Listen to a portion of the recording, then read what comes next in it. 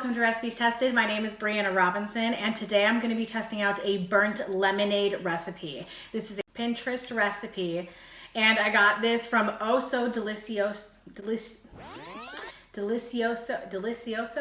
How does Dora say it? Delicioso.com. I will link it down in the bottom bar below.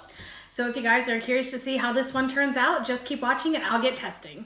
So first things first, I got to cutting up my lemons, and I did my best to cut them in half as equally as possible, which turned out to be a little bit easier said than done because not all lemons are created equal. This is where the problem was with this recipe. I had to broil them on the second highest shelf setting that I could. And it didn't show up on camera, but what ended up happening was the sugars from the lemon were crystallizing on top and they were getting color, right? But underneath where I cut the bottoms and the tops off was all the lemonade juice was melting down. So all my lemons were sliding around and the sugars that from where they had sat before were starting to burn. So my house was getting super smoky and it was smelling really bad, and my actual rinds around the lemons were getting more color than the lemons themselves. It was a really big unfortunate thing.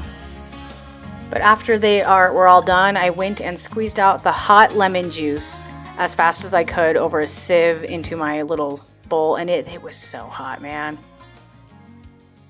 And so I poured the juice into my container, the sugar to my taste, shook it all up until I felt like the sugar dissolved, and then added water, and it was good to go.